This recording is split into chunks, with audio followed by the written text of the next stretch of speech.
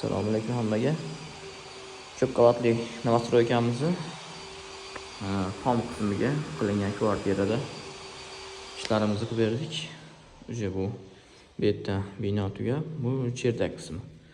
Kirish ikkita tomondan ikkita kvartira qilingan. Mana bu misol uchun bismillah. Bir tomondan kirishi. Bu ko'rib turibsizlar mana tom qismini ozgina ko'tarib kvartira qilib olish imkoni bor ekanda mana. Tom yopilgan. Buni patolog qilinmagan sababi peni sepilinadi. Yorug'lik tushishi uchun mana bunaqangi uslubdan foydalanilgan. Mana bunaqangi uslubdan. Yonini izolyatsiya qilib turib, peni sepib yuboriladi.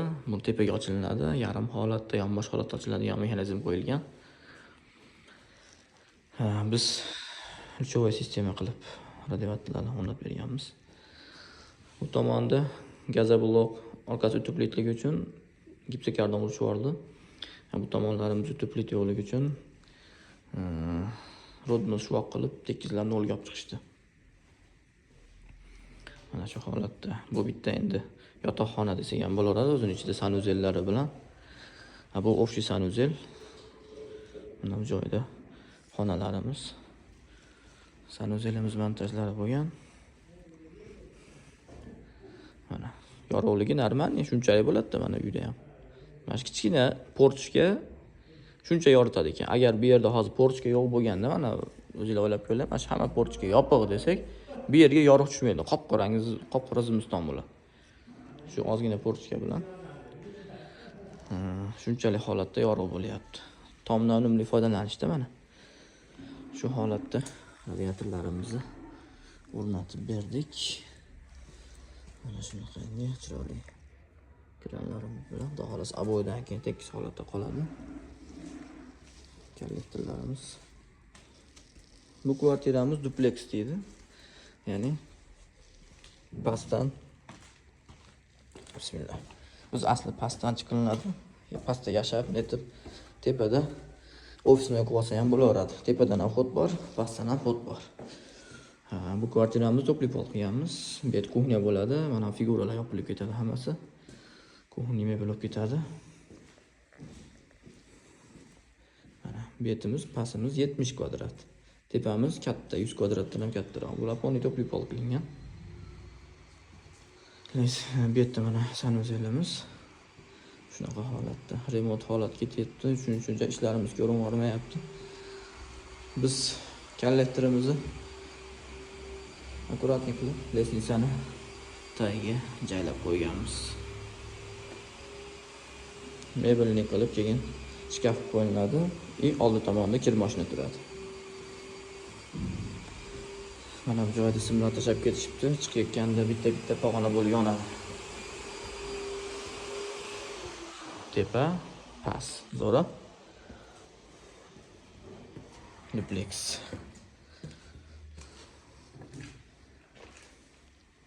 Past olganga tepa qo'shib beriladi menimcha. Shunaqangi holat.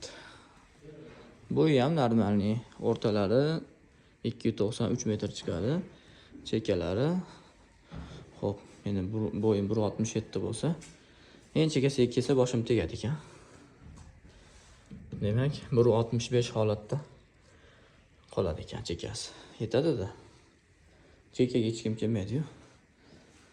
Odatda. Mana shunaqangi qilib dizayn qilinsa ham bo'lar ekan. Bu общий sanuzel bo'lsa, ichida hamma narsasi joylashadi.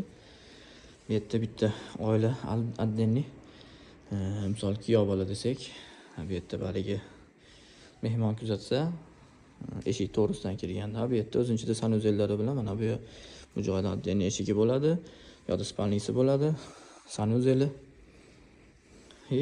Haligi общий xonasi o'tirib bu narsa qilsa bo'laveradi. Mana shu holatda qilingan.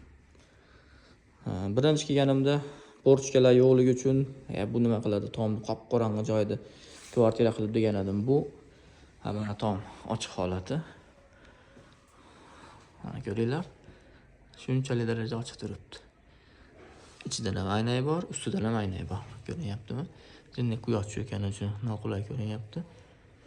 Ustidan ham aynagi bor. Yopilganda tepani ham yopadi, ichida ham izolyatsiya aynagi bor. 3 qavat. Yaxshi yechim qilishibdi. Shu holatda. Bahor havosida, kuz havosida ochib qo'yilinsa, yozda jinni portga holatga olib kelib qo'yilinsa, polnis quvozib turadi, konditsioner ham kerak emas-da. Tepasi sig'ib ketadi deyilsa, bunga shu starapilni 12 mi 13 bo'lsa, shu bilan teng qilib pena sepiladigan, polni. Hozir shuni kutilyapti. Pena sepilgandan keyin yopilib ketadi. Chekadagi o'sha teshiklari yu yog'ochlari teng bo'lib yopilib ketadi. Undan keyin o'sha o'zining materiali bor. Shundan qoplama qilinadi, giprekardon. Keyin aboy degandek shunaqa holat bo'ladi ekan. Yaxshi yechim bo'lgan. Menga ma'qul masalan. Bu yerga radiatorlarimiz misol uchun kichikroq qo'yganmiz. Sababi bu istonmaydi desak, bo'yichi mana. Qo'l tegadigan darajada patolog bo'lgandan keyin bu xonani bemalol isitadi-da. Pastimizdagi kvartira to'plik pol bo'lgani uchun hamma issiq tepaga intiladi. Shuning uchun bu yerga to'plik pol qilmadik. Shu holat.